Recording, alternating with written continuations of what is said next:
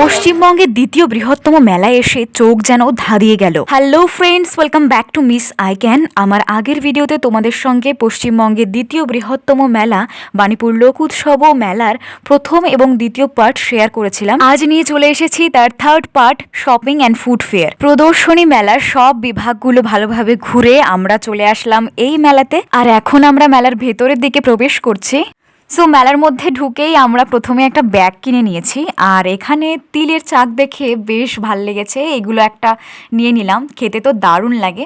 So এখন আমরা মেলার ভেতরের দিকে প্রবেশ করছি। আর ভেতরের দিকে প্রচুর দোকানপাট। ওদিকে তোমরা দেখতে পাচ্ছ আমাদের বাণীপুর মেলার মূল মঞ্চ রয়েছে, যেটা প্রচুর বড় করে তৈরি করা হয়েছে। আর এখানে গাছে বেশ লাইটিং করা হয়েছে। আর এটা হচ্ছে বাণীপুর লোক উৎসবের কার্যালয়। গানে গানে কিন্তু মেলা বেশ মেতে উঠেছে। আর যেহেতু এখন সন্ধ্যা, দলে দলে লোকও প্রবেশ করছে।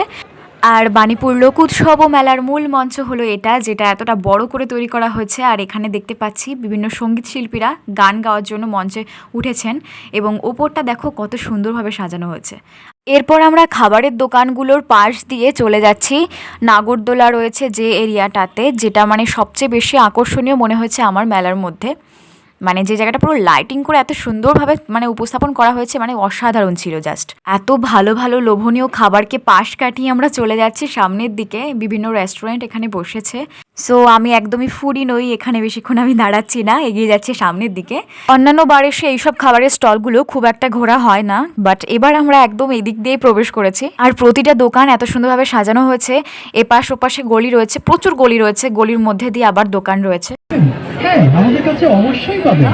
আমাদের কাছে পাচ্ছেন fish cutlet, chicken cutlet, mutton cutlet.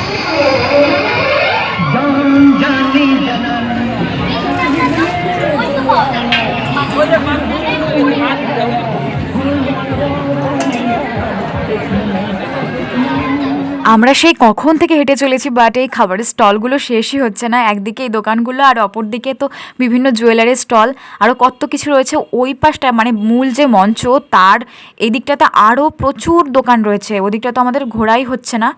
তো চলো সামনের দিকে এগিয়ে যাই।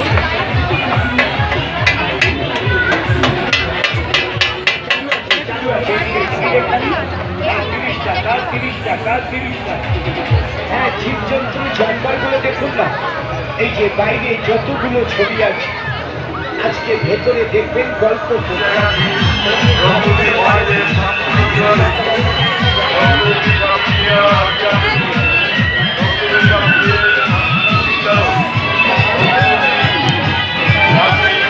ওফ গাইস, কি দারুণ লাগছে এই জায়গাটা। এত সুন্দরভাবে লাইটিংগুলো করা হয়েছে আর তার সঙ্গে মিউজিক চলছে।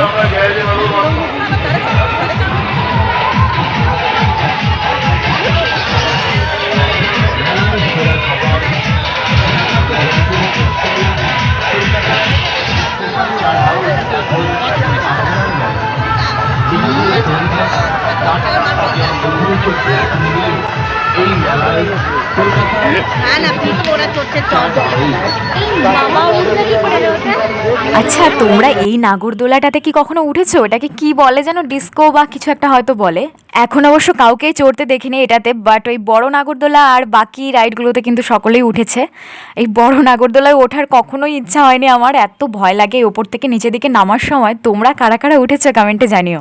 আর এই জায়গাটাতে জাস্ট ভিড়টা দেখো মানুষের, এত মানুষ এখানে রয়েছে। আর এত সুন্দর লাইটিংয়ের এখানে ছবি তো তুলতেই হবে। বেশ কয়েকটা সুন্দর সুন্দর ছবি তুলে নিলাম। এরপর চলে যাচ্ছি কেনাকাটার দিকে, দেখি কি কি কেনা যায়। এখান থেকে বেশ অ্যাফোর্ডেবল প্রাইসে আমরা দুটো কৌটা নিয়ে নিয়েছি। এরপর এই বোতলের দোকানে এসে বোতলটা খুব পছন্দ হয়েছিল।